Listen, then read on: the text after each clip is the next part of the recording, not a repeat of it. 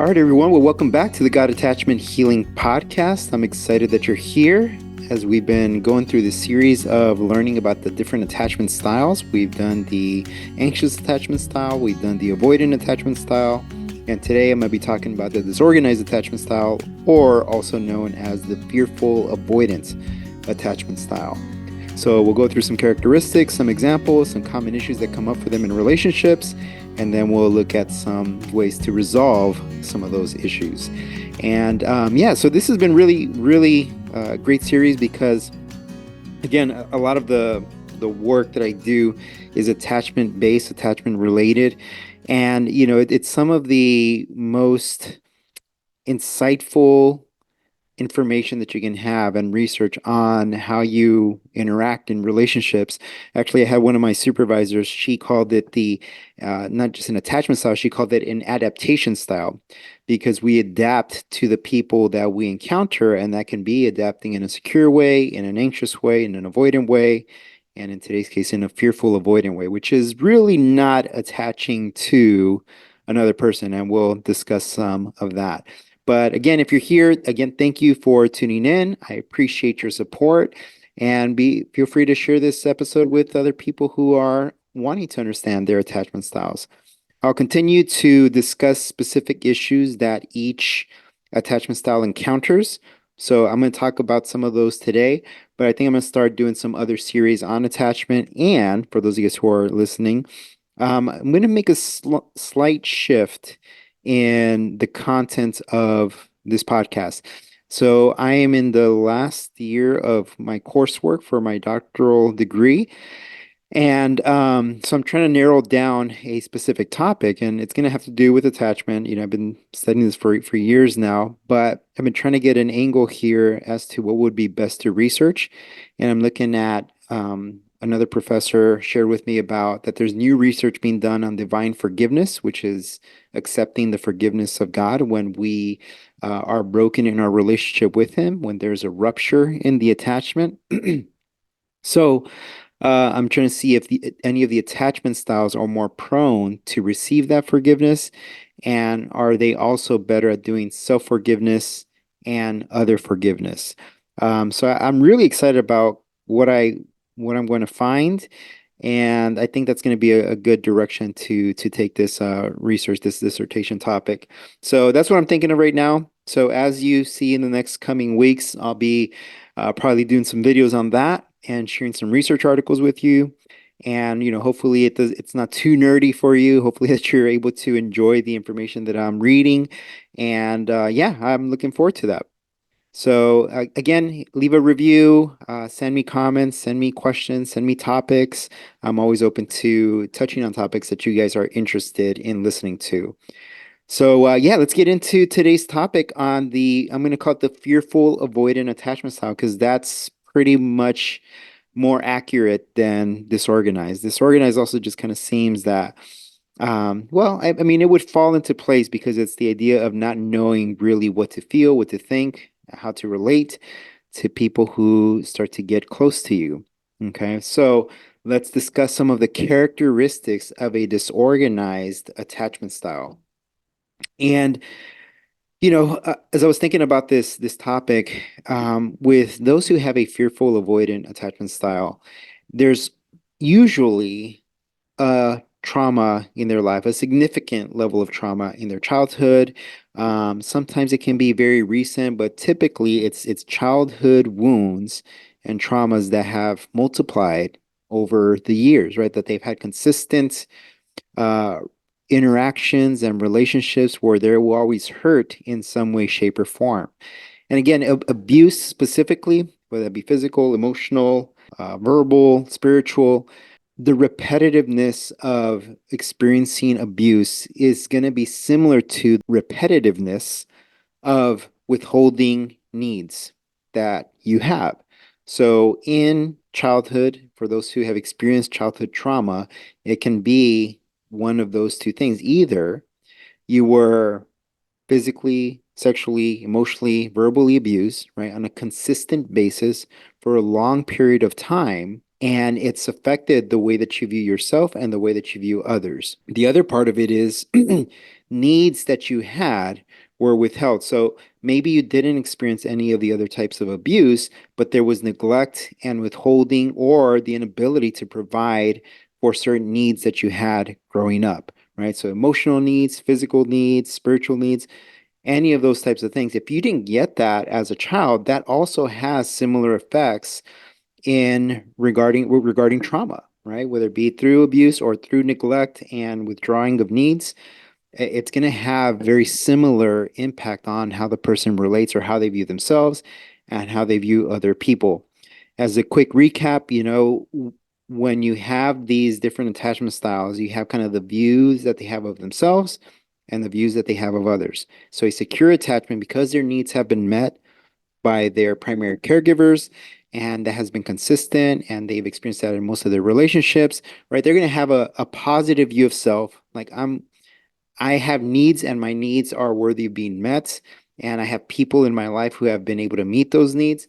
And I've seen this on a consistent basis. Maybe it was one person or two person who weren't able to do that.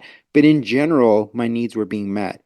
And in general, I feel good about myself. They have a good self-esteem, right?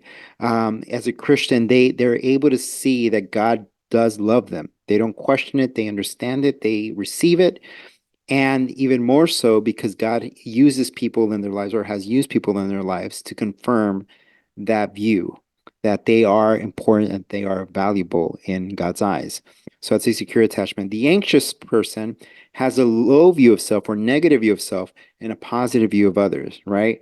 So in relationships, they question a lot as to um, maybe I did something wrong and that's why my needs are not being met. That's why they're not able to meet my needs. There's something wrong with me, but they're good. I really love them. I appreciate them. Look how great they are. They're just such a great person. So they kind of put other people on a pedestal and have people pleasing tendencies. But as they're doing it to gain favor in the eyes of the person that they're with, uh, be romantically or friendship. And with God, it's kind of the same thing. The more I do, the more accepted I'm going to be by God, right? So they become very religious and sometimes legalistic in their behaviors to obtain favor from the Lord. Those who are avoidant, they have a low view or a negative view of others and a high or positive view of themselves. So these are the highly independent, successful people who, would pull themselves up by the bootstraps and they're able to conquer anything that you put in front of them because that's what they've had to do. Whether it's because their needs weren't being met as children or that they were abused, they didn't have anyone to really depend on. So they had to depend on themselves. They had to find ways for them to create space and room to grow. So they just learned not to depend on anyone else. No one else is trustworthy. No one's able to meet my needs. So I have to find ways to be able to meet my own needs. So they become very driven, very successful, very type A. And yeah, they take care of business, right? But on the flip side to that, they don't have any deep, intimate, emotional relationships with people, nor with God, right? They respect God, they understand who God is, they kind of see themselves as good people, that they don't really need God's forgiveness, but they understand that it's something that the Bible teaches and they can accept that truth, right? But they don't have an intimate emotional relationship with the Lord, like feeling close to Jesus, right? They don't have that. But as we'll discuss today, now we have the fearful avoidant, which is a combination of the anxious and the avoidant attachment styles. They struggle with trying to figure out, how do I actually feel? What is my body feeling? What is my mind thinking? How am I relating to people? Why do I feel so triggered all the time? I want closeness, but I don't know what to do with it when it arrives. They have all these mixed emotions and contradictory feelings and thoughts that it confuses them and it places a lot of stress on them. I mean, that's what trauma does. Trauma places your body in a state of confusion, right? Your body is saying one thing and your mind is trying to communicate something else. Your body is feeling a certain way and your mind is trying to make sense of why you're feeling that way. And there may not be any logical reason in that moment for why your body is experiencing that or why you're feeling that way, right? But again, if you think about childhood and needs that weren't being met, you might be in survival mode. And that is typically what happens for people who have experienced trauma. So, what are some of the characteristics of the fearful avoidant attachment style? Well, something that I just alluded to right now, contradictory or erratic behavior in relationships, right? So, a common uh, example of this could be the person who wants to be close, right? They want you to be with them, but every time that you're with them, they also get easily triggered or easily upset with you. Everything bothers them. They become anxious when you're close to them. They start to question. They kind of ask these questions of do you really love me? And you could say yes, and you could show them multiple examples of you loving them, but they don't believe it, right? So they say, no, you really don't. They kind of self-sabotage the relationship. And then when they do that, they push you away and then they want you back. So there's this back and forth of wanting closeness, wanting intimacy, but at the same time, not knowing what to do with it when they have it. And gosh, I mean, if you can imagine, I do a lot of work with trauma with our students, and it's such a hard place to be in because your body and your mind are trying to make sense of each other, right? Trauma is very much body oriented. Like your body is experiencing things that you don't fully understand because it doesn't make sense within the context that you're in, right? You could be dating or seeing or being in a friendship with someone who is a secure person, but you don't understand that because the thinking is going to be, why is this person with me? Why do they even like me? Like I have all these flaws and all these things, but I really love them. I really care about them. But why do I also keep pushing them away? Right? So there's these contradictory feelings and behaviors where they don't know what to do when someone is able to connect with them and be close to them and ask them questions, right? Sometimes they'll be very open and vulnerable, and then they'll pull back and feel like they share too much, and they'll start to question, like, should I have shared that much? And they completely close off. So it's a very confusing situation for them to try to make sense of all of that. They don't deem themselves worthy. Again, classic characteristic of a fearful avoidant is going to be a negative view of self. I'm not worthy. I don't deserve this. All of these different types of messages. And at the same time, have a negative view of other people where no one's able to meet my needs. No one cares about me, even though they may have a lot of evidence that people do love them, right? And usually because the fearful avoidant is kind of rough around the edges or is kind of distant, but then seeks and desires closeness almost to a point of, kind of suffocating the relationship in a sense, and it goes back and forth. People tend to move away from that because they don't know what to expect with this person, right? And it can be very difficult and very straining to experience that in a relationship, right? They're very the fearful avoidant is fearful of both seeking closeness and maintaining distance, right? It's this idea of I want to be close, but I also don't want you too close where you know me too much, right? I want you to know me, but also not know me fully, just maybe like 30%.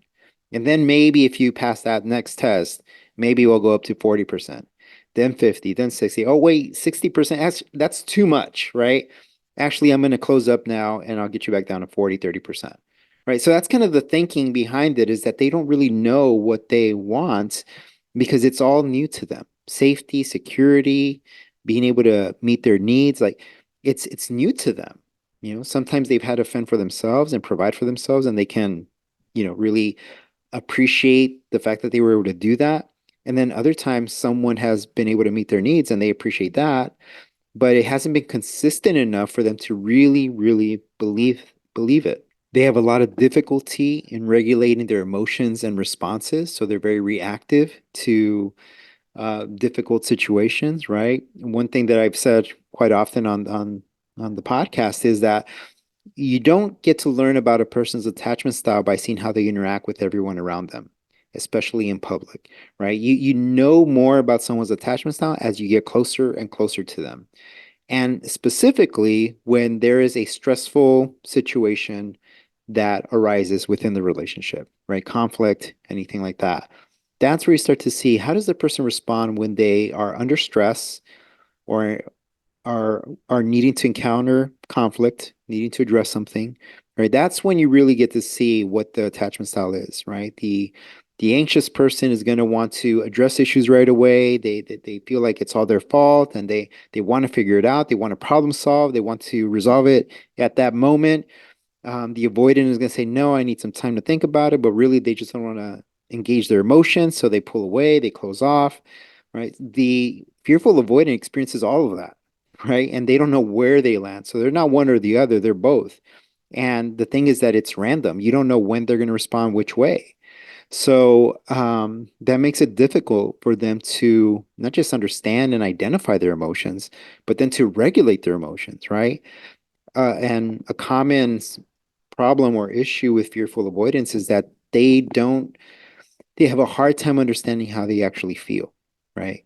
Because their body feels a certain way and their mind is thinking that they feel a certain way. And again, with all that background with trauma and consecutive painful relationships, it's hard for them to make sense of all of that, right?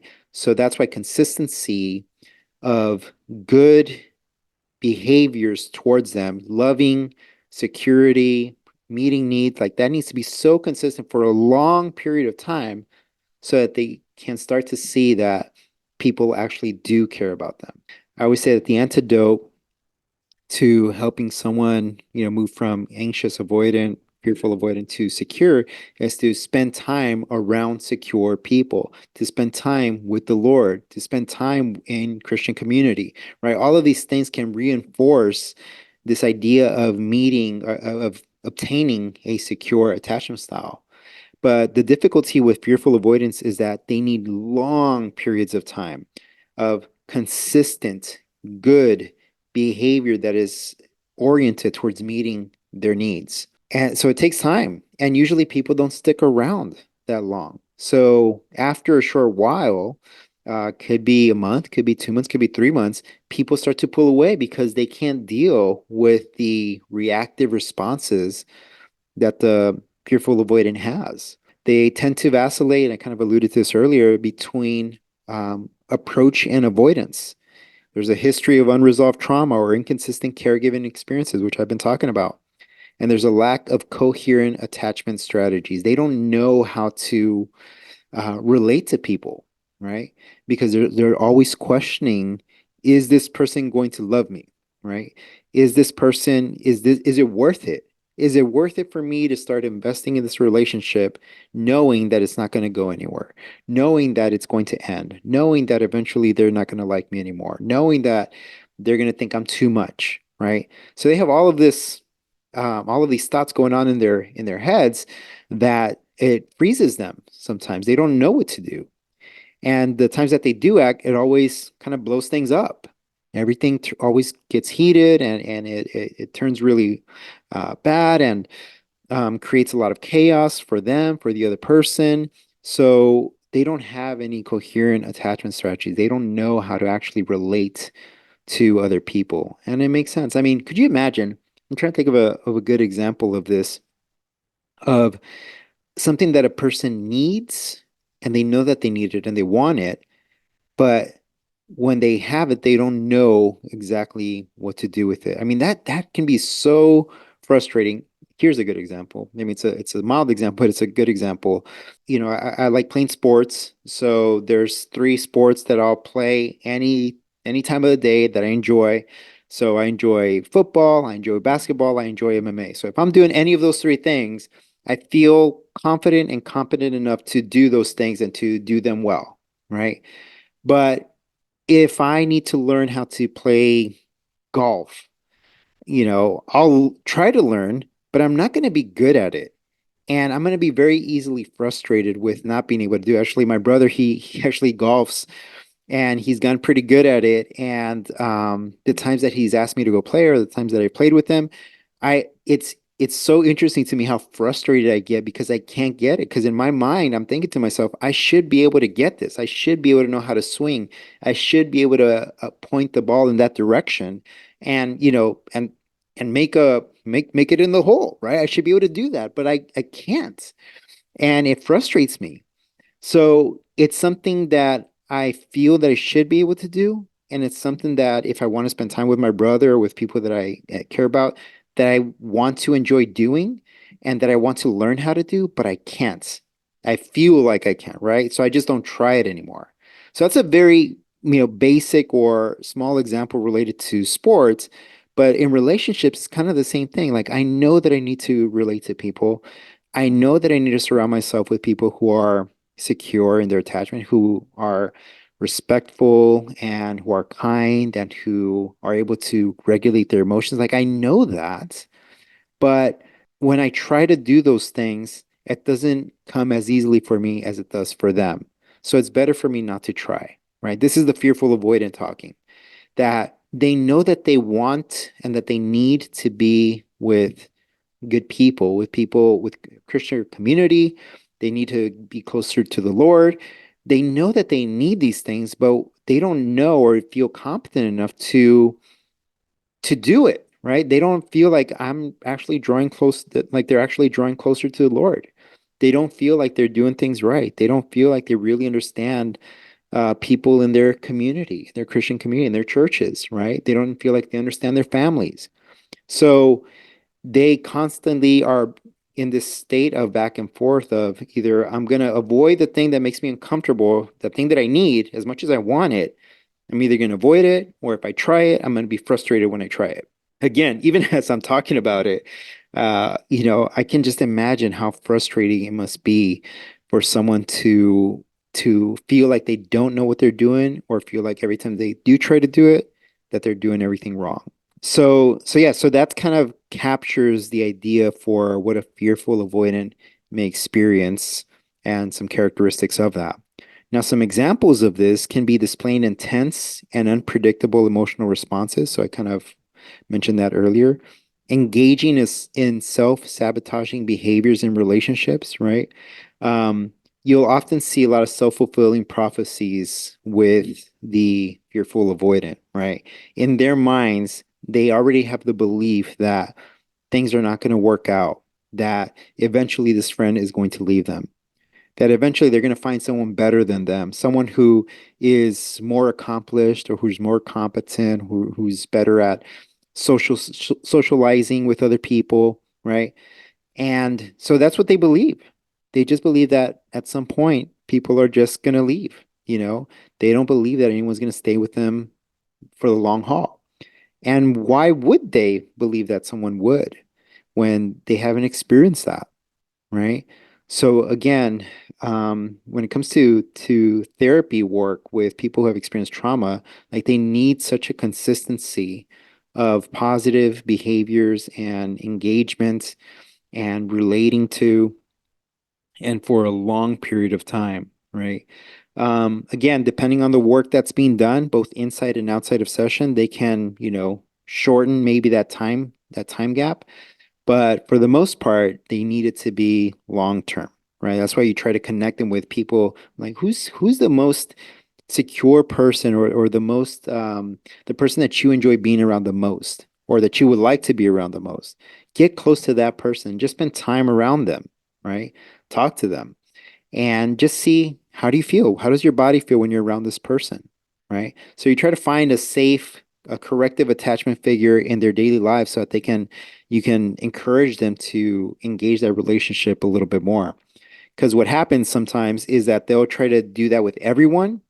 And so in one day, they could interact with five people, and all five of those people reject them or treat them horribly or just don't acknowledge them. And it reinforces the belief that, see, I'm not important. All these five people, they didn't have time for me, or they didn't do this, or it didn't work out, right? But if you encourage them to go to one person on multiple occasions throughout a certain period of time, at some point that healthy person is going to rub off on them, right? They're going to start to see, hey, to this person, it was a little bit hard initially, but now they've kind of stuck around with me, right? That they're kind of here and they're present, and it's cool to see how they're relating to me. They're just treating me like a normal person. I've never experienced this before, right? So I would encourage that, right? Having a small group, maybe two, maybe three people that you can focus on that are healthy, corrective attachment figures in their life. It doesn't have to be a parent. It could be a friend. It can be a pastor, a leader, a sibling, right? Just whoever they find that they feel safe around, that their body feels calm and relaxed and just, safe with. So that's what I would encourage. Um, they feel confused or conflicted about intimacy and autonomy. Like they know that they need to be independent, but at the same time, they want to be close to other people. So they can be very driven at one point and then just very dependent on others at other times, right? Um, they struggle with identity and self-concept due to past trauma. So this is where shame comes into play, right? Shame is the identity piece that almost everyone who experiences trauma has, right? That they believe something about themselves due to their past trauma. So when your needs aren't met as a young child, even going into teenagers, if your needs have not been met, you feel that you're not important enough, that you're not worthy enough. Because if you were, then people would want to meet your needs, right? So what that does is that creates this belief system of, people are just not dependable, right? And maybe there's something wrong with me too. What is it about me that people don't want to meet my needs, right? So that, again, going back to that aspect of negative view of self and negative view of others, right? Others are not capable of loving me well. Others don't have the resources or don't have the ability to love me well. They don't want to love me. So there's something wrong with them. But also, I wonder if there's something wrong with me. What do I say? What do I do? What am I doing right now that's pushing people away? What's wrong with me? Right? So again, that those conversations are constantly in their mind. So they take on the identity of I'm not worthy, I'm not good enough for other people. Right? So that's a very common shame belief that happens for people who have experienced trauma. Right? So now how does this show up then in their relationships, right? What are some common issues that they encounter in their relationships? Again, this could be romantic and it can be in friendships. But one of the big ones is challenges in establishing boundaries and expectations, right? And this makes sense, right? As you think about it, why would someone who is fearful avoid and experience difficulties setting boundaries and expectations, right? So they know in order to be respected, in order to be loved, like I have to set some level of boundaries. Like I can't just let people walk over me. But then if I set those boundaries, what if that pushes them away? Right? So they have that struggle of, hey, I don't like how this person treated me. And they've done that multiple times. I need to tell them that they can't do that anymore. And or I just need to spend less time away from them because I really don't like how I feel when they do that to me, right? When they don't return my texts or they don't return my calls or they cancel my art plans, all of these different things. So with that, it's okay. So I need to establish that boundary for myself. But at the same time, I really want to be with them. I want to be around them. So if I set this boundary, ain't that going to push them away? Like, won't that make them hate me and think that I'm just being too petty about these things, right?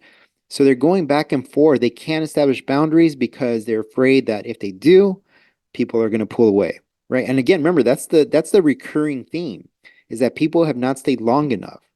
So if they're already not staying long enough and I haven't set any boundaries, now I'm going to set boundaries and push more people away, right? This is what they believe that if I set boundaries down, no one's going to want to be with me for sure, right? So not realizing that setting boundaries and doing that for a consistent amount of time is going to draw in the people that are able to respect those boundaries, right? Again, this can only be done in the context of a healthy, secure attachment. Like they need to have someone in their life who can demonstrate to them that they are going to be able to respect those boundaries. And even as they set those boundaries, that the other person is still going to continue to want to meet up with them and want to spend time with them, right? That is going to change the way that they perceive themselves and the way that they perceive other people, right? So hopefully they start moving in a more positive direction, positive expectation of themselves and of others. This is a big one here. The idea of trusting other people, right? Difficulty trusting others and themselves. And that's important, right? Someone who has a fearful, avoidant attachment style will look back at their relationships and they are going to say two things. One, man, everyone that I've ever encountered and I've been in a relationship or that I had a friend for this amount of time, like they all left me. They're all jerks, right? They're all horrible people. Why would they do that to me? Well, what's wrong with them, right? And then right after that, follow that with what's wrong with me? What is it about me that's not keeping them around, right? So is it me? Do I not have the ability to choose good people, to choose the right people, safe people in my life? And here my counselor is asking me to find someone who's safe. I don't even know what that looks like, right? And that's where the counselor can help them. Okay, well, let's look at some behaviors. Who in your life does A, B, and C, and you could talk about those things, right? Who serves other people and who does it consistently? Who do you want to be like, right? Is there someone in your church that you admire, that you look up to, right? So you help them explore some safe, secure people in their lives, but they don't trust themselves to make that decision, right? So they will need some help early on to be able to identify that. But then also the other people that they select, what we're hoping for is that they're able to establish that expectation of your needs are important to me and I do want to meet them, and here's how I can meet them, right? So that they can start to establish a level of trust in other people, right? We don't want them to trust everyone. It's not blind trust to other people. We want them to trust safe people. Okay, but they have difficulty with that since they don't trust themselves in being able to identify those people. We talked about emotional regulation, but an important part of that is how do they handle conflict, right? So the reason why you want to be good at regulating your emotions is so that when stress or conflict arises, you're able to manage your own emotions and engage in that situation in a more productive manner. Okay. These people who have fearful avoidant attachment style, they don't know how to regulate their emotions, so they kind of explode, or they're very reactive, or they completely shut down from tense situations, right? So if there's high stress, if there's conflict arising, even the anticipation of it, right? Their bodies anticipate that there's going to be conflict at some point. So they're always living in this state of high alertness and anxiety and stress and pain and everything that you can think of because they're anticipating that something is going to go wrong. They're expecting it, right? And again, based on their history, it would make sense. They fear intimacy and vulnerability, right? So when you talk about, well, you need to be more vulnerable and that's the only way to develop closeness. They don't understand that because the times that they have been vulnerable, if they have in the past, it's either been used against them or when they were in their most vulnerable state, they were left to meet their own needs and no one came to attend them, right? Again, go back to their childhood and they see this repeated in as they get older. So for them, vulnerability is not worth it to gain intimacy because it's a high risk for them. I want intimacy, like they want intimacy, but when you say vulnerability and share how you feel and do all of these things for them, it's like, no, I can't.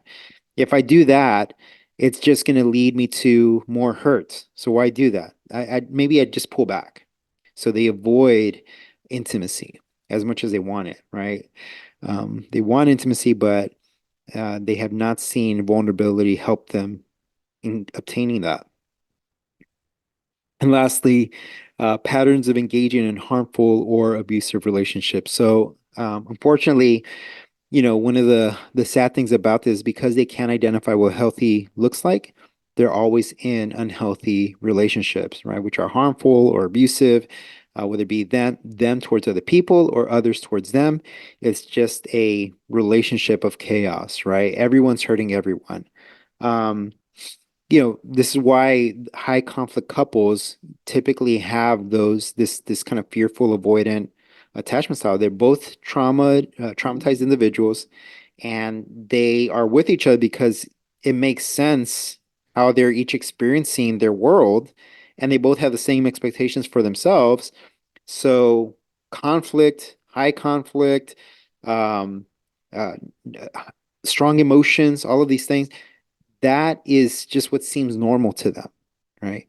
Maybe they grew up in a chaotic household where that was the norm. Yelling, screaming, name calling, hitting, all these different things. If that was their norm, even if they experience that in their relationship at a lesser degree, it still feels normal for them. And in their mind, they rationalize and they think, well, it's better than what my parents used to do or what I saw when I was growing up. So it must be good, right? So just because it was slightly better or better than, the most horrible situation that you can think of, they see that as an improvement and they stay in the relationship because it's not as bad as what they saw growing up, or it's not as bad as their previous relationship. So they'll remain in those harmful, abusive relationships. And it's really sad again because you want people to heal.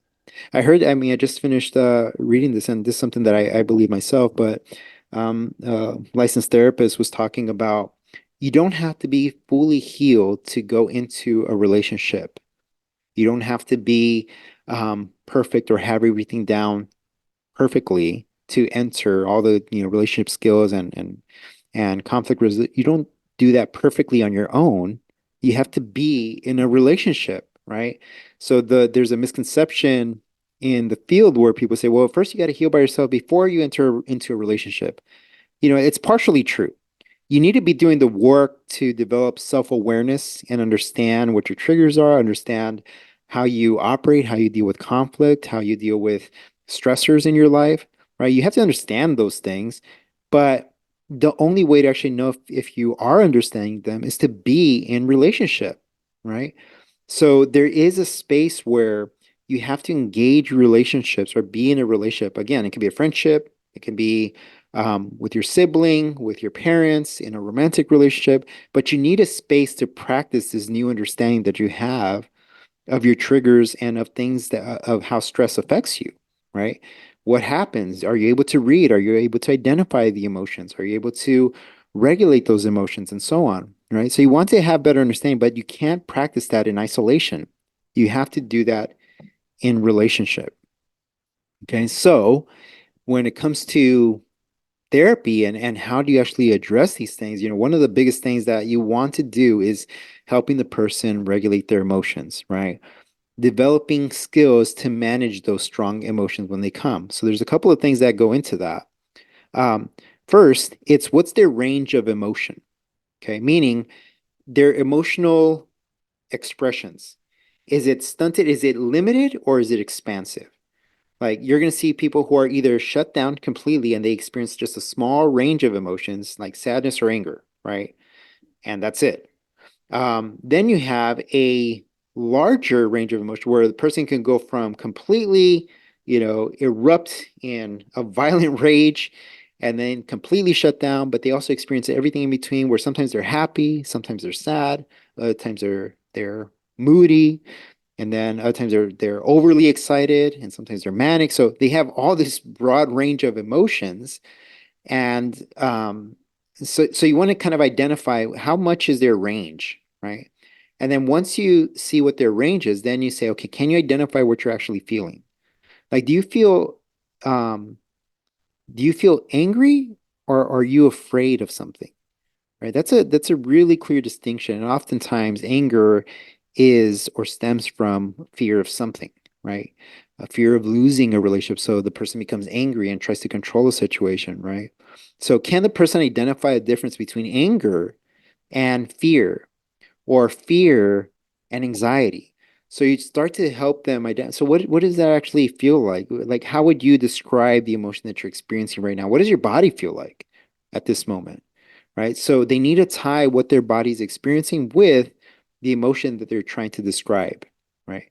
Because that's going to help them, again, identify their emotion and then know what they need to work to regulate that emotion in order to engage in addressing the stressful situation that they're in, right? So it's what's the range? Can they accurately and correctly identify the emotion? Do they have the ability to express that emotion, right? If I'm angry, there's a healthy way to express anger, and there's an unhealthy way to express anger, right? So you want them to be able to express it correctly in order for them to have multiple experiences and practice, I'm sorry, of being able to regulate that emotion, right? The more evidence they see of themselves identifying and regulating emotions, the better they can get at that. So emotional regulation, very, very important. And because I come from an attachment perspective, again, most people, most counselors understand, attachment styles and attachment theory and so on. So when you talk about traumas, you look at, okay, who were the key attachment figures or the primary caregivers for them in their lives? And then you try to see, okay, was it an abuse? Was it something that was done to them or something that was withheld from them, right? That way you can identify you as the counselor, well, for us as counselors, or you as a friend or parent or sibling, right? The way that you can look at that is, okay, whatever they lacked in their childhood, am I able to provide that, or can I provide them with a resource that is able to provide that for them, right? It could be physical needs, it could be that. It could be emotional, just having emotional language, a space where they can share how they're feeling about something. Because maybe when they were growing up, anytime they expressed an emotion, it was shut down. It was, responded to with shaming. Like, no, you shouldn't feel that way. You shouldn't feel that way. You shouldn't feel that way. So that's the message that they get. So they just keep everything to themselves. But if that's what they need and you identify that, then give them space to share emotions. And your response is going to dictate how willing they're going to be to share a next time. Okay. So we got to address those past traumas and attachment ruptures. Where was the ruptures? Who did they have ruptures with? Because speaking to a Christian audience, sometimes it's people within the church, right? So Christians have started to leave the church because they say, well, I experience church hurt, and the church is supposed to represent Christ, and every time I've gone to church, I've been hurt. Yeah, there's one part of it where, yeah, I mean, there's still people that go to church who are also hurt, and they carry that hurt towards other people too.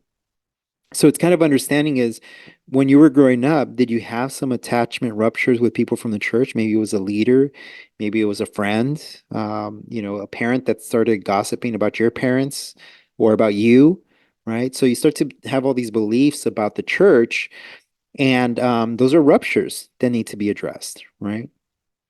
So those are some things to be mindful of there. And then lastly here, attachment repair work where we build secure internal working models through therapy. Okay, so this is addressing how they feel and what they're thinking and identifying where in their body it is that they're experiencing pain or discomfort or anything like that. So they have to identify where their body, what their body is feeling, what emotion they're experiencing, and then what thoughts they're having. And you try to do that through the relationship that they have with their counselor, right? So the counselor would start, for me as a counselor, what I would start to do is, okay, what do they think? How do you feel, in this interaction that we've been having? I try to address something that may cause some stress for them.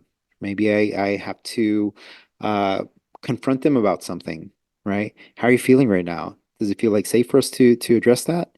And they may say yes, they may say no, but I'm trying to bring that up to see how they're responding and knowing that that person and I that we can co-regulate, right? That's such an important piece to attachment therapy work is that we co-regulate, that I help them understand that, hey, I'm not going to go anywhere if you share some strong emotion. I'm here with you. We're doing the work together, right? Let's do this. And again, that gives them a sense of security. And if they have multiple examples of that happening to them, then they can start to believe that other people also care about them. Okay, again, we want them to develop a secure attachment style, and the way that that happens is through consistent, multiple positive behaviors towards them that meet their needs, and it's for an extended period of time, right? That's what we're looking for. And yeah, so that is the fearful avoidant attachment style.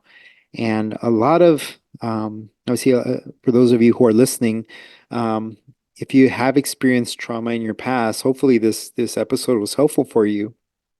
But I know that this work, you can try to do some of these things on your own, but I would recommend that if you do have some significant trauma and have experienced these things that I've been talking about, that you do try to find a counselor and see them and see if you can do some work on your trauma. So, um, the way that you can identify whether or not you've experienced trauma, see how your current relationships are going. the close ones, right? Not the distant ones, like people who you're close with. What are the patterns that you're seeing there? Okay. And if those kind of demonstrate or illustrate the characteristics and examples that I mentioned on today's episode, um, then go and seek a counselor. Take that step. It's going to be a lot of work. It's going to be hard work, but it is possible. And remember, at the end of this all, you know, um, I know we talk about the work that Christ does in our lives and that he changes us from the inside out. Actually, there's a really good book that I would encourage you guys to read. It's by Larry Crabb. Dr. Larry Crabb passed away a couple years ago, but he was someone that really took on. I mean, I read most of his books and kind of really appreciated his approach to therapy and his commitment to the gospel.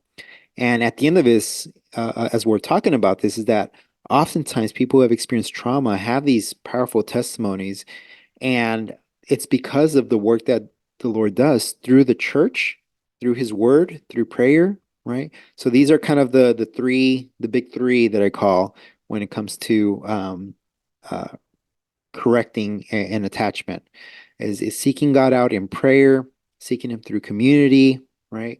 And also continuing to do the work that is laid before you, right? We still have the effects of sin, right? We experience the effects of sin, and sometimes that's because we've been hurt by others, sometimes because we've hurt other people. And in that, we can still find healing through the community, through our churches, through reading scripture, through prayer. We can find healing there. I'm not going to oversimplify it and say, if you do these three things, you will get better, right? Because we don't know. I don't know. I don't know if you're going to get better, right? But I do know that you can establish a sense of hope that you will get better. And it's a lot different, right? It's a perspective thing.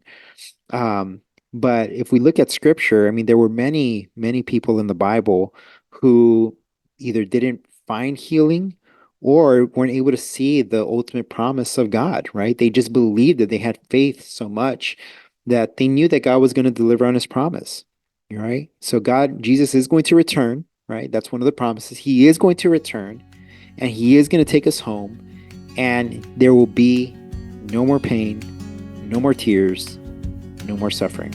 And I look forward to that day, and I hope you guys do too. And hopefully, as we talk about these attachment styles, yeah, as difficult, as tough as they may be to experience what you're experiencing, know that there will be one day where we will not be experiencing any of this with each other and specifically with Christ.